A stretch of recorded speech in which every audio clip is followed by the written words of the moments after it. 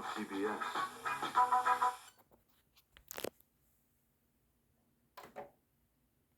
And we're coming upon the end of CBS's cartoon run. This is a very special tribute to CBS in 96 to 97.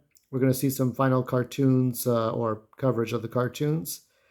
There's the eye of CBS. Rest in peace. I guess it's Christian or Catholic. I guess there's some affiliation with religion there.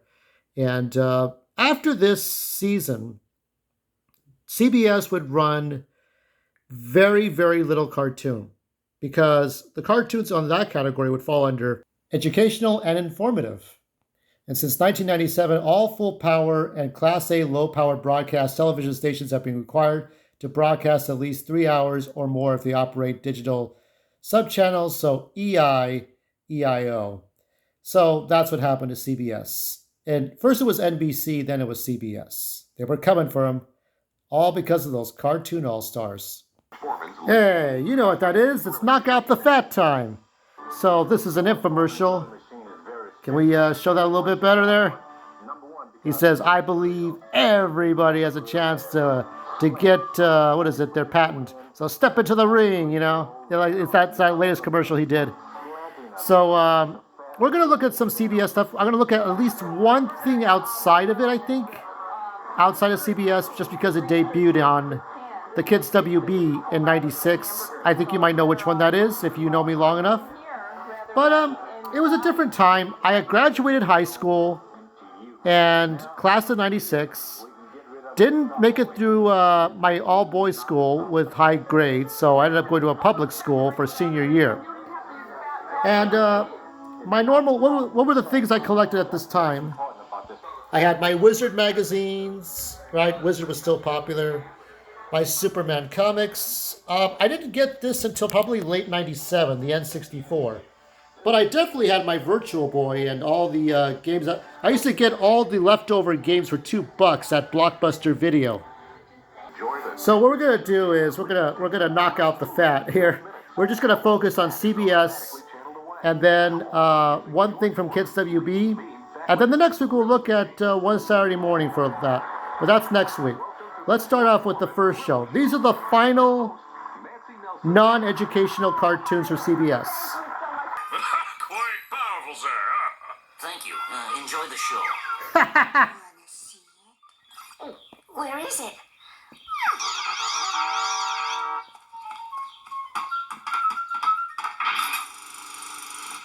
Well, will you look at that? Our little Poindexter's growing up.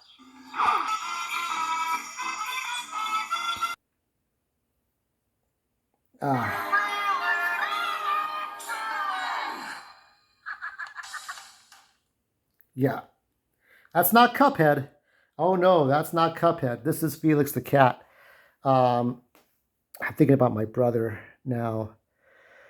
I'll probably do a video about him again because it's been a while, but my brother's tombstone is Felix the Cat. And that was his favorite cat.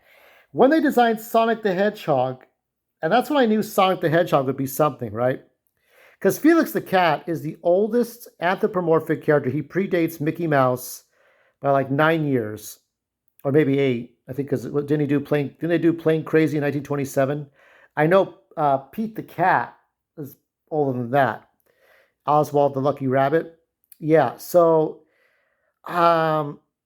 a lot of these caricatures, they're exaggerated blackface characters. I mean, that's true. I mean, anybody who went to college knows this. Some idiot on Twitter would try to expose it. Good luck. They're probably too old to even try to expose all this because it doesn't matter. Felix is here to stay, and so is Mickey Mouse. You can't undo time. But Felix the Cat, when they did Sonic the Hedgehog, they combined Felix with Mickey Mouse on a body. And that's how they came up with Sonic, making him blue with spikes. So whenever I see Sonic, I kind of thought about Felix and Mickey Mouse and all that stuff. All the Bosco and Honey from Warner Brothers, the Animaniacs. And I guess it was weird because he kept making a comeback. I haven't seen... The only thing recent I've seen was that they did a parody in which I think the creator had passed away. The creator of SpongeBob SquarePants. And then the character was on its deathbed, And for some strange reason, Felix the Cat visited SpongeBob undersea with everybody, with Patrick and everyone. It was just funny. Squidward, I think. Squidward, Patrick, and SpongeBob, and then there was Felix the Cat. So this is like this version, this '90s incarnation is like you had Cree Summer, you had that voice actor who was in Gargoyles, and lots of other things. So I thought it was a fun, retro. It looked like 1940s Warner Brothers Mickey Mouse cartoons, but it was like 1996. And I think this is in reruns. I don't, or maybe this did debut. I think it debuted this 96 97 season, maybe not, or not, if not 95 96. I don't remember anymore. It's such a long time ago. But it was fun to watch this. I mean, nothing, I mean, I wish I could have had more episodes, but I think they did so much. I mean, if Cuphead disappointed you, I don't think this will. I think this will like fill out those Cuphead things you miss. The old timey stuff. This was like, almost like, was it 25 to 30 years before Cuphead even came out. You go back to all that stuff. You go back to all those things. The original Porky Pig and all that. So many memories. Okay, let's go to commercial. We'll be right back. Oh my God. The old-fashioned internet. It's a whole secret grandma factory. Oh yeah, I remember this. Just like homemade waffles. Now we've got the recipe. The old-fashioned internet. No, we lost the connection. Yep. But not before I changed a few. Remember those old hags that used to tease the Cookie Man? Part of a complete. Hey, Cookie Man, they used to tease that guy all the time because he was kind of a beta male. Do you remember that? They used to ball bust him. I remember the Nabisco Man. Things you love, like Oreo, which has a whole new thing going on. It's a spring thing. Same scrumptious Oreo cake with a wild new color in the middle. Oreo is bright and blue cream. Wow! Wow. This is when they started really making all kinds of weird Oreos. Then they had the golden Oreos with the chocolate in the middle. Fashion show at.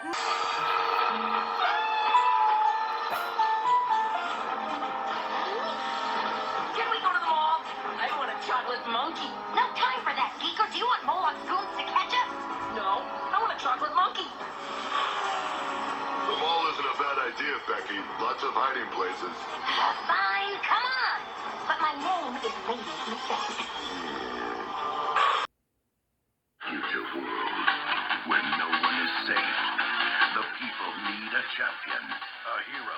So Oh yeah, this is great stuff, right? Now before there was Futurama, because everybody will think of Futurama, right? I mean, you think of Billy West, you definitely think of Futurama with Katie Seagal and stuff. But this is before Futurama. This is about when I saw Futurama, this was the cartoon I thought of immediately. And this only ran for one season. I think the final episode was where Dr. Moloch became Geeker. He was in green, and he was like Godzilla size, right? He took over the city, or whatever it was. You had the mammoth Dr. Mastodon, I think. The thing I liked about Moloch, he looks like Pierce Brosnan with a small mustache, right? And the guy never yelled. He never lost his temper. He was kind of like Hannibal Lecter with Mads Mikkelsen. He never lost his temper. He never went angry. He never went on emo. He was never that kind of villain that would just get really pissed. He was never that like that. That was what made him interesting. But focusing on Billy West as Geeker, who was supposed to be this muscular, football player that could do anything an android could do, right? And then you had Cree Summer as Lady Macbeth, the girl with, I couldn't imagine what her hair would look like not tied up in a bun like that or a ponytail. And then you had Brad Garrett as the dinosaur. I forgot what the dinosaur's name was, but yeah, it was a season. They were rebels, I guess, fighting against the evil Dr. Moloch in the future. I don't know what future this was. I guess where dinosaurs could come back to life, So I thought it was very good. It was a fun diversion. I think at this time I looked at the scheduling. Garfield was gone. Garfield had run for like 6 years, and I do remember Lorenzo Music had passed away in 2000 or 2001 somewhere. So the Garfield was no longer on CBS. So these were the last few cartoons. I just remember this block of cartoons so well. I think I did summer school, and we had still been able to watch these cartoons until the new fall season. So this was a memorable one. And the episodes appear to be free on YouTube. I mean, how much more money? It's on YouTube Kids, but if you get a chance, watch these episodes. It's just even just for Billy West's performance. I mean, you got an all-star cast of voice actors here. All right, some more commercials. Real life, a fashion show stage. Oh yes, that's what you need, the runway toy. Move down the runway and make a cool fashion tour. Cool, man. Supermodel. Go backstage and get the girls ready for the show. Then pick out their favorite outfits. Beautiful. Melanie, you're on. When did Barbie ever have? Did Barbie ever have this? Fashion show includes Does anybody know if Barbie ever had this? Probably not. Can't be asked. Now, back to the show. Oh, that's Beakman World's music. We'll get into Beakman's World in a little bit. Now, these messages. Oh shit, this is idiotic bumpers here. The all-new Barely Kipper's P.O. Oh yeah, I'll show a little bit of this one. This should be available free on YouTube. It's showtime, kitty. Virtual reality Okay, let's move on. Bailey Kipper, are you still up in the attic? Oh Five yes, on number 208. I do remember this very well. 5 on number 311. Yeah, so somehow this is Bailey Kipper. I think this kid would be about what? And action. God. I have no idea. I think he's like a few years younger than me, right?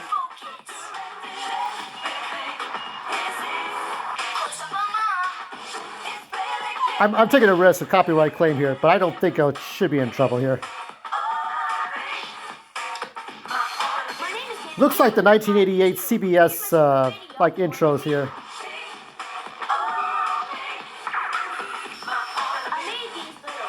This is the first time in years I'm watching this, by the way. I have not seen this since it came off the air on analog television in the 90s.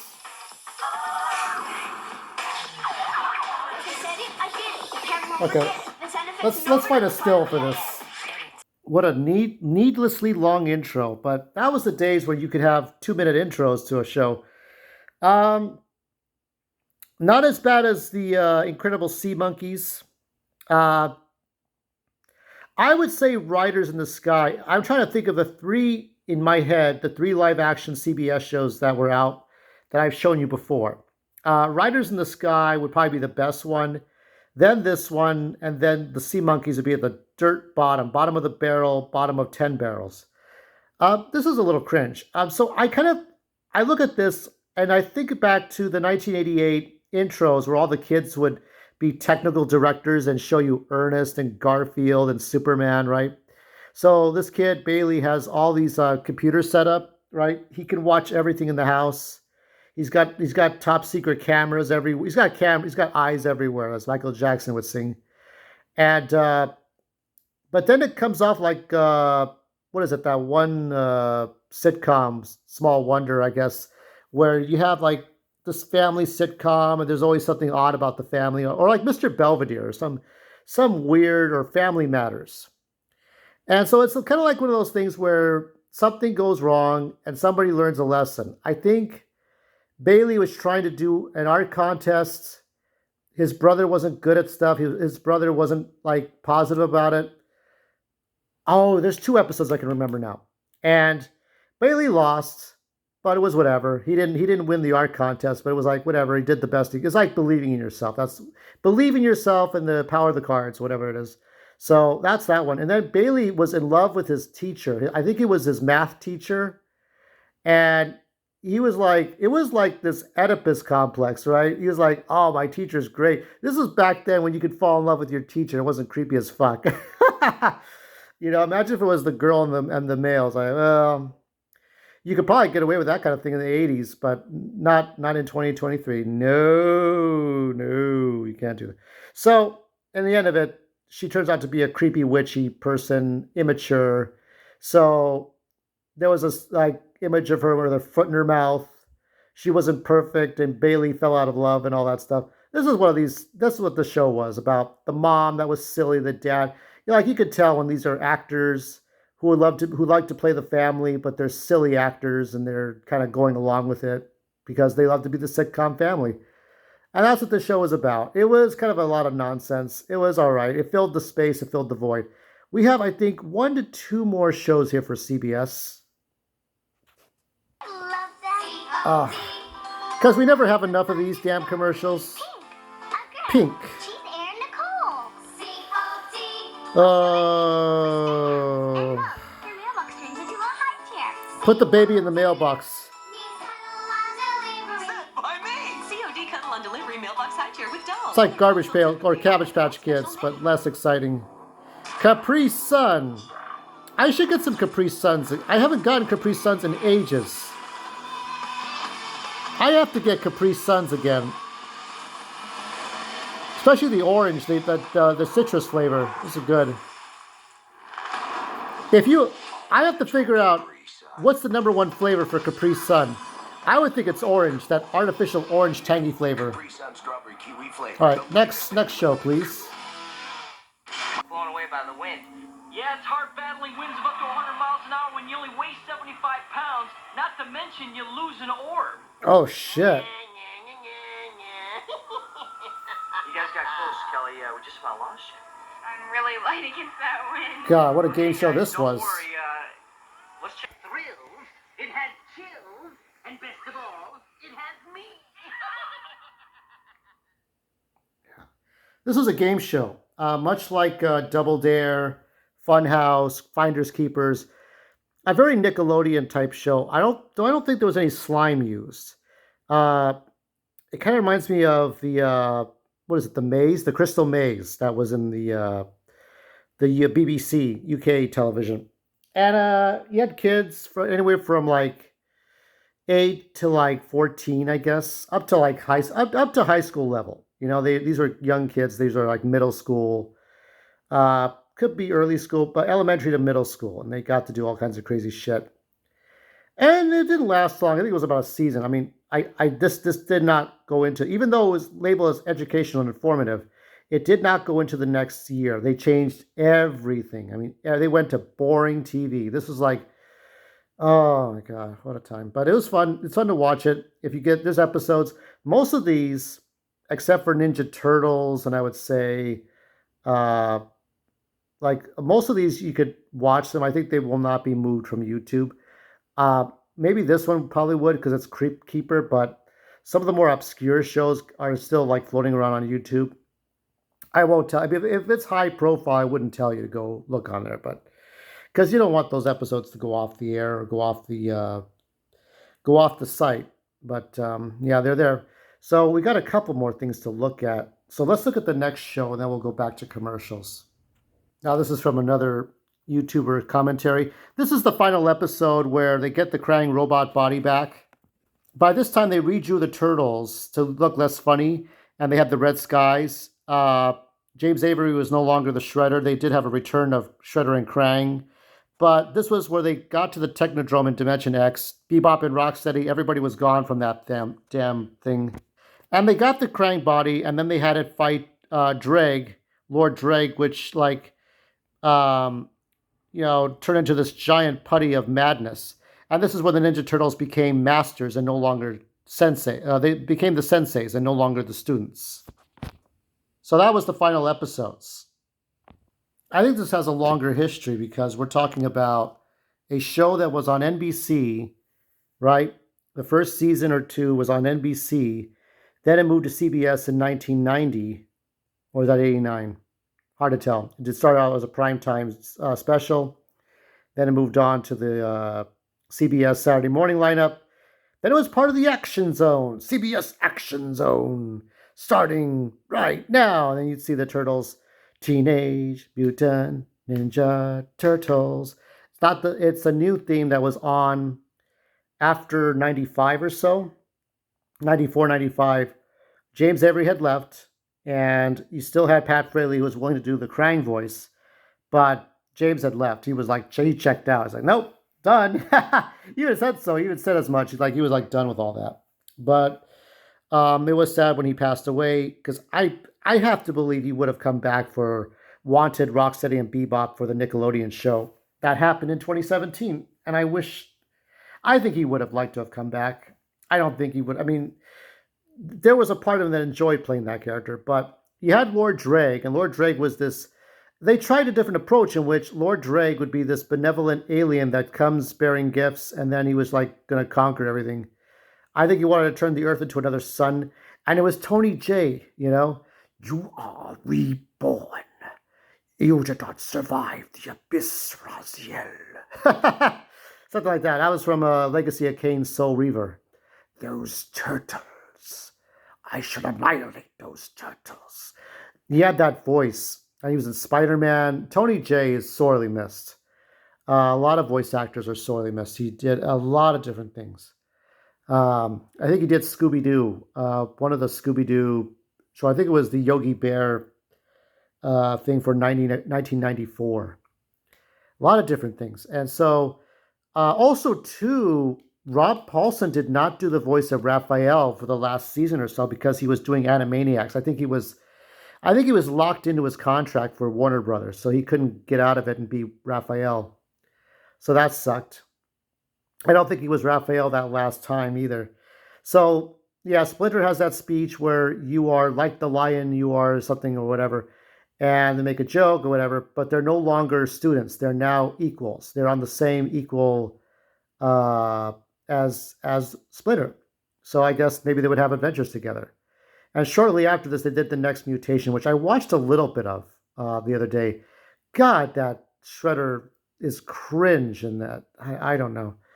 I don't know if I'm going to cover it. I think I have to at least watch one episode, the full episode of that first one to give you some commentary on that. Then we'd have the 2003. Then we moved on to Nickelodeon's taking over the Turtles and Garfield. Yeah, so let's look at a couple more commercials, and then we're going to get to Beakman's World. I love this. They're like Free Willy there. What do you transform into? Show me. Oh shit. Oh shit. Oh, look at this. Oh my god. Anybody have any of these? It's Castle Grayskull. Oh shit. Oh my god. That's when the toy was the fucking toy. Oh my god. They really tried in this one. I'm sure it's at some PowerCon. That's the dinosaur from Geeker. We'll be right back. Let's see a commercial this one is. From the new live-action Oh yes. One of the few Disney live-action movies that actually was good. I mean, who did not? Okay, forget the other live-action Disney movies. Who did not like Dalmatians in live action? Truth told, I saw like one of my old neighbors had like 50 or 100 Dalmatians. I don't know if they were raising them. I remember these guys. They had their own toys too.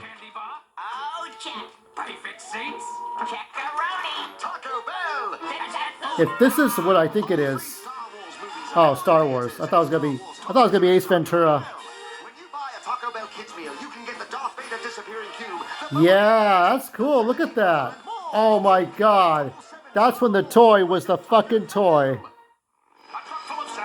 Alright, let's move on to the last stuff. Ordinary sand became Ah, yes, Beakman. So what I remember about this is that this is a good education. I think this one lasted a while. I think this one definitely lasted like past 97 because I liked Eliza, but then they replaced Eliza with some chunkier model. I don't know what happened to her. Maybe she hated this show, or maybe she moved on. You got Lester the Rat. Yeah, this was funny. It's basically a science show, and way better than what's his face? Bill Nye the Science Guy. And then you had the Talking Penguins. This was a fun show. Great stuff. If you ever get a chance, I mean, this is the best science show for your kids. If you got kids, they can learn from this. So, yeah, I like the zaniness of it. Like, Lester would get the science wrong, and then Beakman would have to show him. But then there was Science Court, the Squiggle Vision. I love that. Okay, let's move on to ABC for a moment. This is the ending to, well, not the ending, this is the intro, but this was like one of the final episodes I remember was the final part of Disney's Gargoyles, the Goliath Chronicles. And what I can remember is that you had Keith David as Goliath, and you had other characters. I think the one that did the voice of Felix the Cat. So this is when they wrapped up. These gargoyles had lived for hundreds of years, but like during medieval times, and there were wars of bloodshed. This is when Eisner was in fucking charge, right? And make whatever jokes you can make about Michael Eisner, but Eisner was probably had Disney in better hands than Bob Iger. So it's unfortunate that Disney's in the position they are now. But when you look back at this, okay, I'll even say the one Saturday Morning, but I'm less enthusiastic about that. I'll just tell you whatever I can remember from that. Next week will be a very short one, but I'll talk about a little bit about that. But yeah, this was like the final season, and they revealed themselves to the world. I do remember the episode where Goliath was human, and they were finally caught by people because they were exposed to be gargoyles that became human, I guess. I don't know what it was. But it was an alternate Earth, and like showing what his life would be like, that he has to be proud of who he is. That's one of those things. You had Eliza. You had guest stars Jonathan Frakes as Xanathos. And then you had Marina Sirtis as that red-headed gargoyle that was evil or whatever it was. So yeah, definitely had you had Star Trek Next Generation lore there. You had Puck, that was Brett Spiner. So yeah, so let's cover one more thing. I think you might remember what this is. You remember this one? Yep, Superman, right? This is the debut, because Bruce Timm had now redone Batman and as Superman. And I remember the first time I saw it was actually a 3-part pilot that introduced Superman to the world, right? So it's like the John Byrne miniseries in '86, but it was Bruce Timm and Paul Dini writing this hour-and-a-half show. And it was an hour-and-a-half movie of Superman the Last Son of Krypton, it was called. It was like the pilot for the series on Saturday mornings. Because actually the first